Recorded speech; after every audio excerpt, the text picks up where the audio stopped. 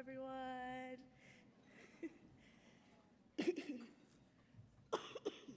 Sorry. It's a great pleasure to be back at the Youth Care Luncheon. Last year, I told my story in this very large room. For those of you who are new, hello, I'm Stacia. I shared the ups and downs of my teen years. My family struggled with homelessness on and off through all of my childhood. We didn't hurt for love, but stability was hard for us. I found myself in need of food and housing. I discovered those basics and so much more at Youth Care.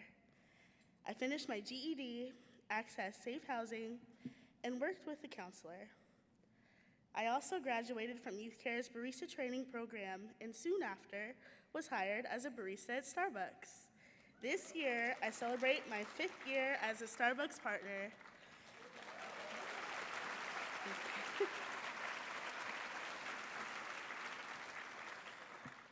Some of you have come to visit me at my store at 145th and 15th in North Seattle. Thank you. After the luncheon last year, I was invited to Starbucks headquarters. I took part in a coffee tasting, ran into my first manager, and snuck into a break room to make my own coffee drink. I even had a chance for a private visit with Howard Schultz, the CEO of Starbucks.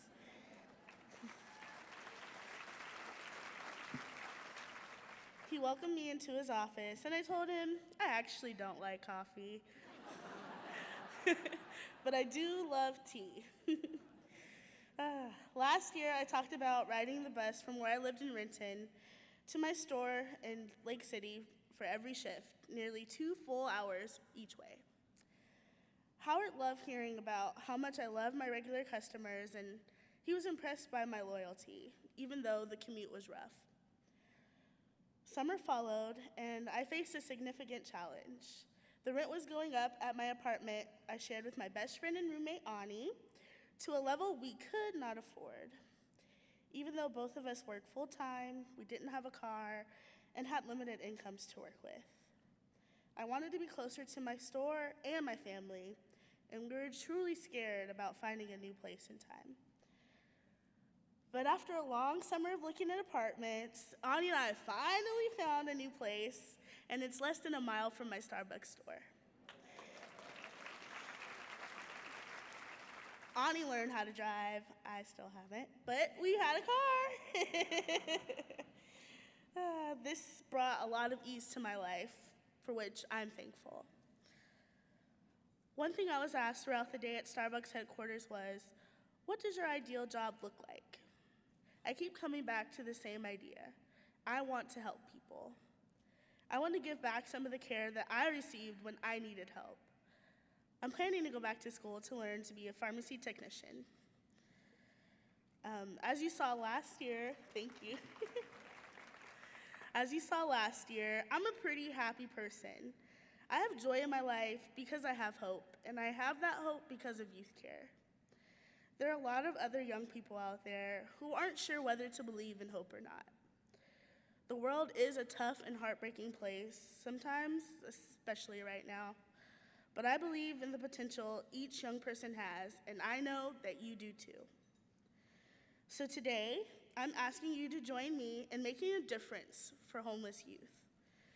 If you believe young people deserve a safe place, give to Youth Care. If you believe in the potential of young people, give to Youth Care. If you want other homeless youth to have the same opportunities as the 3 youth who spoke in here today, give to Youth Care. You've heard each of us today speak about how Youth Care was a turning point in our lives, from the challenges that brought us to homelessness to the hope and excitement we have for our futures. You can make this a reality for other youth like Fox, Delmar, and me, and hundreds of others that Youth Care is helping today. So I'm here today to ask each and every one of you to make a personally significant gift to Youth Care. I'm happy to remind you that our sponsors have ensured that every expense associated with this event has been taken care of. Every dollar donated today will go directly to helping youth. Also, thanks to a team of generous donors and YouthCare's board of directors, we're able to offer a chance to double your impact today through our challenge pool. As you consider your gifts in these coming moments, I ask you to stretch to the $300 level. Any gift of $300 or more will be matched by our challenge pool supporters. So your gift will double. All right.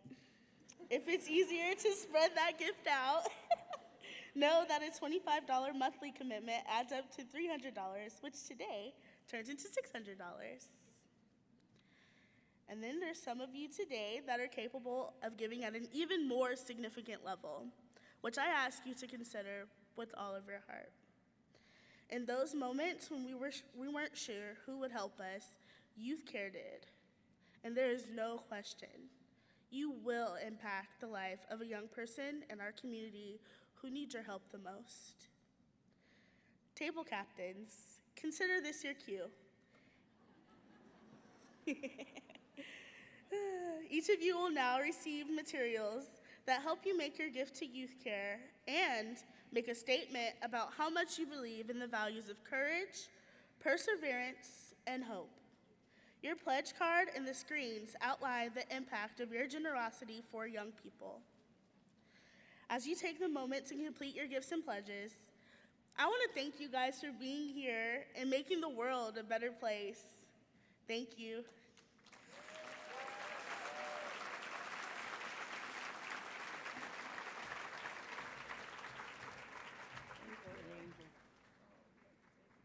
I'll see you. She actually works at my Starbucks on my way in every day. Although I do the mobile order, so I don't go in, it's a different experience. But thank you all again for being here today. Table captains, if you could gather up everything before you leave, that would be terrific. And we will see each and every one of you, I hope, next year, March 20th. And remember, never lose hope. Thank you all.